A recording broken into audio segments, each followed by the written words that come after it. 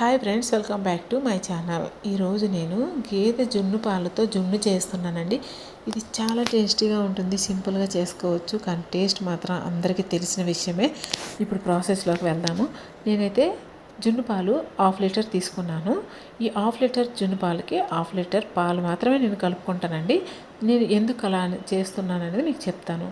ఇప్పుడు mixie jar తీసుకొని దీనిలో కొద్దిగా మిరియాలు, అలాగే 4 ఏలక్కాయలు, కొద్దిగా పంచదార వేసి మనం దీన్ని మెత్తగా పౌడర్ చేసుకుందాం. ఈ పంచదార ఎందుకు వేసానంటే ఇది మెత్తగా గ్రైండ్ అవ్వాలి కాబట్టి వేసానండి. సో ఇది మీరు ఆప్షనల్ మాత్రమే, మీకు నచ్చకపోతే ఓన్లీ మిరియాలు, ఏలక్కాయలు పౌడర్ చేసి వేసుకోవచ్చు. ఈ విధంగా పౌడర్ చేసి పక్కన పెట్టుకోండి. ఈ విధంగా చేసుకుంటే మనకి చక్కగా బాగుంటుందన్నమాట తినడానికి కూడా. ఇప్పుడు నేను చెప్పాను కదా, 1/2 లీటర్ జున్ను పాలలో 1/2 లీటర్ నార్మల్ పాలు అనేవి వేసుకున్నాను. ఇప్పుడు మనం బెల్లం కూడా మనం ఎంత స్వీట్ తినగలుగుతామో దాన్ని బట్టి మనం బెల్లం కానీ పంచదార కానీ వేసుకోవచ్చు, లేదా బెల్లం సగం పంచదార సగం కూడా వేసుకోవచ్చు. ఇప్పుడు నేను ఇదంతా కూడా కరిగేటట్టు బాగా కలుపుకోవాలండి. మనం స్పూన్ పెట్టి కలుపుకుంటే మంచిది. సో మనం ఇలా మొత్తం బెల్లాన్ని కరిగించుకోవాలి. నేను ఎప్పుడు చేసినా కూడా 1/2 లీటర్ జున్ను పాలు వేస్తే 1/2 లీటర్ నార్మల్ పాలు వేస్తానండి. కానీ జున్ను మాత్రం నాకు బాగా వస్తుంది. మరి చాలామంది జున్ను తక్కువ పాలు వేసి నార్మల్ పాలు అనేవి ఎక్కువగా తీసుకుంటారు, కానీ నేను ఎప్పుడు అలా చేయలేదు.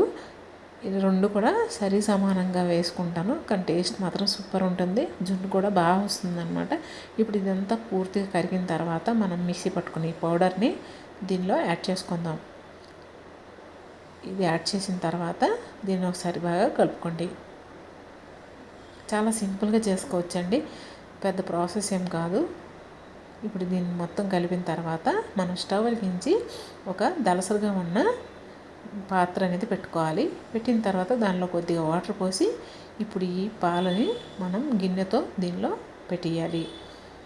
ఇలా పెట్టిన తర్వాత మనం మూత పెట్టేయాలండి. మూత పెట్టి చూడండి, నేను సమానంగా పెట్టాను. ఇప్పుడు మూత పెట్టి దీని మీద ఏదైనా బరువు అనేది పెట్టుకోవాలి.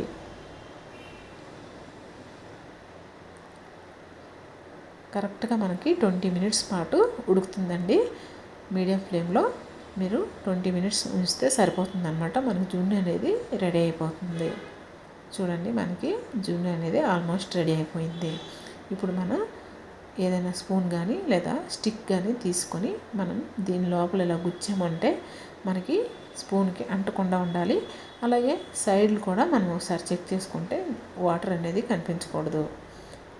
లైట్గా వాటర్ అనేది ఉంటుంది, కానీ మరీ పూర్తిగా ఎక్కువగా ఉంటే ఉడకపోయినట్టు అనమాట. ఈ విధంగా ఉంటే ఉడికిపోయినట్టు. ఇప్పుడు దీన్ని మూత పెట్టి మనం స్టవ్ ఆఫ్ చేసేసి ఇది పూర్తిగా చల్లారిన తర్వాతే మనం దీన్ని బయటకు తీయాలి. లేదనుకుంటే మనకి చేయి కాలే అవకాశం ఉంది. ఇప్పుడు ఇది పూర్తిగా చల్లారిన తర్వాత మీకు చూపిస్తున్నాను. ఒక ప్లేట్ పెట్టి దీన్ని మనం ఇలా టర్న్ చేసుకోండి. చూసారు కదా, ఇప్పుడు మనకి జున్ను అనేది రెడీ అయిపోయింది. ఇప్పుడు కొద్దిగా మనకి వెంటనే నేను తీసాను కాబట్టి మీకు ఇలా కొద్దిగా లూజ్గా అనిపిస్తుంది, కానీ మనం ఫ్రిడ్జ్లో పెట్టిన తర్వాత ఇది గట్టిగా అయిపోతుందండి. నేనైతే ఆ వీడియో పెట్టలేదు మీకు, ఎందుకంటే తినేస్తారు కదా, సో అందుకోసమే అది పూర్తిగా మీకు పెట్టలేదు. కానీ చూడండి, మనకి ఇది కొద్దిగా వేడిగా ఉంది, అయినా సరే మనకి ముక్క అనేది కొద్దిగా గట్టిగానే వచ్చింది. ఈ విధంగా ఉంటే సరిపోతుందండి. మరీ గట్టిగా ఉడికించుకొని అలా చేయిస్తే మరీ బాగా గట్టిగా అయిపోతుంది అనమాట. అంతేనండి. Thank you for watching. Bye friends. మీకు వీడియో నచ్చితే లైక్ చేయండి, షేర్ చేయండి.